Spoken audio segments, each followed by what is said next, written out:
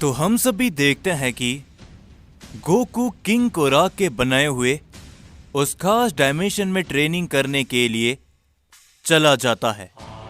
लेकिन उसी के बाद हम सभी एजा नागी को देखते हैं जो कि दूसरे गॉड के सामने खड़ा होता है। और तभी हमें मालूम चलता है कि वो दूसरा गॉड और कोई नहीं बल्कि एक सैयन होता है।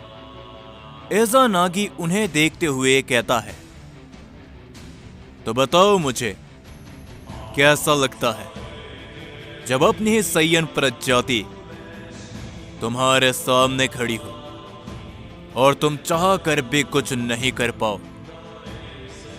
दूसरे महान सुप्रीम गॉड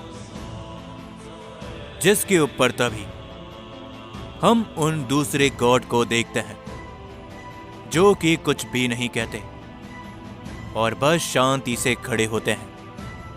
पर तभी ताइजू कहता है, कहीं तुम भूल तो नहीं रहे कि इस पैलेस के अंदर आने से पहले मैंने तुमसे क्या कहा था एजा नागी। जो सुनकर एजा नागी मुस्कुराते हुए कहता है, शांत हो जाओ ताइजू। इस समय पर दो महान ओमनी गॉड आपस में बात कर रहे हैं, तो हमारी बात के बीच में दोबारा आने की कोशिश मत करना। तुमने मेरी ताकत को अभी तक नहीं देखा है, समझे? मैं तो बस बात करना चाहता हूं दूसरे ओमनी गॉड के साथ। आप कुछ बोलते क्यों नहीं? और तभी दूसरा ओमनी गॉड कहते हैं, तुम अगर चुप रहोगे तभी तो मैं कुछ बोलूंगा। एजा नागी, तुम्हारे कारण इन सब की शुरुआत हुई है और तुम इतने शांति से कैसे बैठ सकते हो? मुझे ये बात बिल्कुल भी नहीं सही लगती। जो सुनकर एजा नागी मुस्कुराते हुए कहता है, तो इसका मतलब मैं भला क्या समझूं? क्या महान दूसरा ओमनी गॉड मुझसे लड़ना चाहता है या फिर मुझे खत्म करना? तो मैं इसके लिए तैयार हूं, क्योंकि बरसों से मैंने भी ओमनी गॉड्स की सच्चाई को जाना है, वो भी बहुत नजदीक से। मेरे पिता कामोरा वो ना ही एक अच्छे पिता थे और ना ही एक अच्छे ओमनी गॉड, ओमनीवर्स के रूलर। इस बात को तो आप भी जानते हो। तो बताइए, जब मेरे सामने हकीकत हो तो मैं भला बुरे लोगों का साथ कैसे दे सकता हूं? यह तो आपको भी अच्छी तरीके से मालूम है कि गॉड्स तो सिर्फ नाम के रह गए हैं। असली मायने में ये गॉड्स के पीछे नाम छुपाए हुए डीमंस हैं। इन बातों को सुनकर ताइजू को काफी ज्यादा गुस्सा आता है। पर तभी एजा नागी कहता है, ताइजू, तुम ज्यादा गुस्सा मत हो, क्योंकि तुम्हें तो इन गॉड्स की असली सच्चाई पता ही नहीं है। तुम एक खास प्रजाति से बिलोंग करते हो, क्यों है ना, जो कि अब पूरी तरीके से विलुप्त हो चुकी है। शायद तुम उस प्रजाति के आखिरी वंश हो, लेकिन क्या तुम्हें मालूम है कि गॉड्स ने ही तुम्हारी प्रजाति को खत्म किया था? जिसके ऊपर ताइजू गुस्से के साथ कहता है, अपनी बकवास बंद करो, समझे? मुझे बताने की जरूरत नहीं कि मेरे साथ क्या हुआ था और मेरी प्रजाति के साथ में भी। तुम दूसरे ओमनी गॉड के सामने जबान संभाल कर बात करो। पर तभी वो दूसरे ओमनी गॉड कहते हैं, शांत हो जाओ ताइजू। हम दोनों बात कर रहे हैं ना, तो तुम पीछे हटो। ताइजू ये सुनने के बाद काफी ज्यादा घबरा जाता है और वो पीछे हट जाता है। और तभी दूसरा ओमनी गॉड कहते हैं, मैं इस बात को अच्छी तरीके से जानता हूं और समझ भी सकता हूं कि तुम किसके बारे में बात कर रहे हो। एज़ानागी, तुमने जो कुछ भी किया माना कि वो सही था, लेकिन तुमने प्रेजेंट डायमेंशन के अंदर से किंग कोराग उसे आजाद क्यों करवाया। जो सुनकर एज़ानागी हंसते हुए कहता है,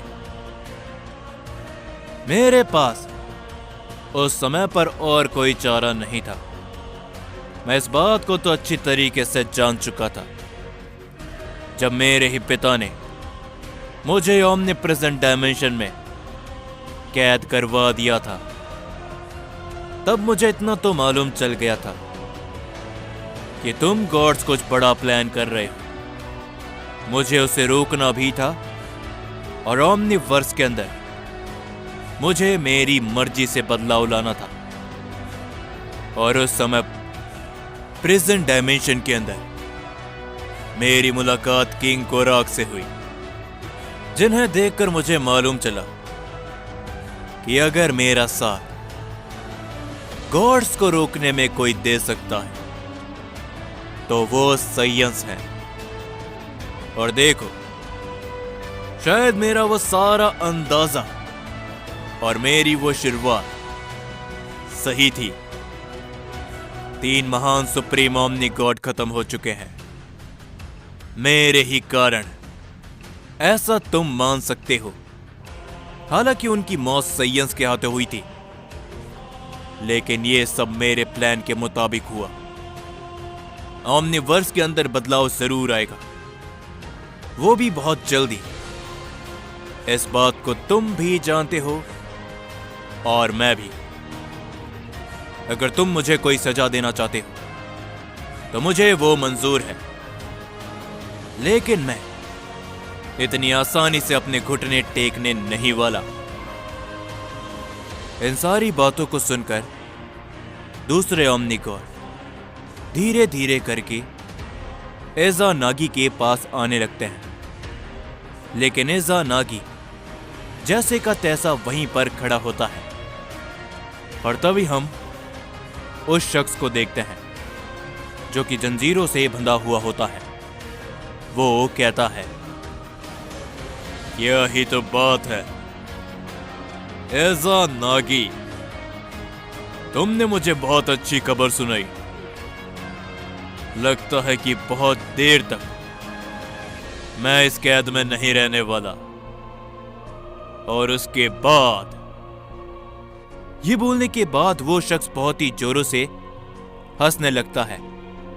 पर तभी हम देखते हैं कि ताइजू उस शख्स को लेकर वहां से चले जाता है। और तभी दूसरा ओमनी गॉड एज़ानागी के सामने से कहता है, एज़ानागी, तुम भी अच्छी तरीके से जानते हो कि मैं कौन हूं, मेरी ताकत क्या है। मुझे रोकने वाला कोई भी नहीं है, कोई भी नहीं। बरसों पहले मैंने कुछ गलती जरूर करी थी, लेकिन मेरी उस गलती के कारण ही आज जितने भी सय्यन हैं वो जिंदा है। नहीं तो बरसों पहले इस सय्यंस का नामो निशान मिट जाता। तुम्हें लगता है कि अगर मैं हरकत में आ गया तो कोई मुझे रोक सकता है? जो सुनकर एज़ानागी हंसते हुए कहता है, शायद तुम एक बात को भूल रहे हो। इस समय पर जो सय्यंस तुम्हारे और गॉड्स के खिलाफ है, उनमें हेरोइक किंग कोराग, फादर ऑफ सय्यन अक्कुमो, और खुद सैयन गॉड शामिल है। इतना ही नहीं, उनके पास एक प्राइमल सैयन भी मौजूद है, और एक ऐसा सैयन जो कि तुमसे रिलेटेड है। जो सुनकर तभी दूसरा गॉड मुस्कुराते हुए कहता है, मैं सिर्फ तुमसे इतना जानना चाहता हूं कि तुम इस लड़ाई में किसके साथ हो, एज़ानागी, उस मल्टीवर्स के सैयंस के साथ या फिर गॉड्स के साथ में। जिसके ऊपर एज़ानागी कहता है, जवाब साफ है, मैं उस मल्टीवर्स के सैयंस के साथ में हूं। और तभी वो दूसरा ओमनी गॉड कहते हैं, तो ठीक है, मैंने सोचा था कि मुझे इस जंग में अपना पैर रखना नहीं पड़ेगा, लेकिन अब पानी सर से ऊपर जा चुका है। मैं अपने वॉरियर उस मल्टीवर्स के लिए भेज चुका हूं, और तुम तो जानते ही हो कि मेरा हर एक वॉरियर एक सुप्रीम ओमनी गॉड के जितनी ताकत अपने पास रखता है। पर तभी एज़ानागी हंसते हुए कहता है, तुम अपने जितने भी वॉरियर वहां पर भेज दो, चाहे तुम खुद ही वहां पर क्यों ना चले जाओ, लेकिन एक सैयन वहां पर है जो कि ना केवल उन वॉरियर बल्कि तुम्हें भी रोकने का दम रखता है। क्या तुम उसका नाम जानना चाहोगे? उस सैयन का नाम है गोकू, जिसके ऊपर मुझे भरोसा है और उसी ने मुझे बदला है। इन सारी बातों को सुनकर दूसरे ओमनी गॉड काफी ज्यादा सोच में होते हैं, और तभी वो कहते हैं, बरसों पहले मेरे एक फैसले के कारण बहुत कुछ बदल गया, और अब मेरे एक फैसले से वो मल्टीवर्स हमेशा हमेशा के लिए मिट जाएगा। एज़ानागी, तुम इस बात का सबूत बनोगे कि दूसरा ओमनी गॉड यानी कि एक सैयन ओमनी गॉड कितना ताकतवर है। पर एज़ानागी मुस्कुराते हुए कहता है, मैं अच्छी तरीके से जानता हूं कि तुम मुझे अभी खत्म नहीं करोगे जब तक कि पहला गॉड यहां पर नहीं आ जाता, क्यों है ना? जिसके ऊपर वो दूसरा ओमनी गॉड कुछ भी नहीं कहता। और तभी हम सभी गोकू को देखते हैं, जो कि किंग कोरा के बनाए हुए उस डायमेंशन में होता है। और तभी गोकू कहता है, तो समय आ चुका है अपनी इस महान ताकत को मास्टर करने का, और इस बार मैं अपने इस ताकत को जरूर मास्टर करके रहूंगा, चाहे कुछ भी क्यों ना हो जाए। आने वाली जंग के अंदर मुझे अब कोई भी नहीं रोक पाएगा, कोई भी नहीं।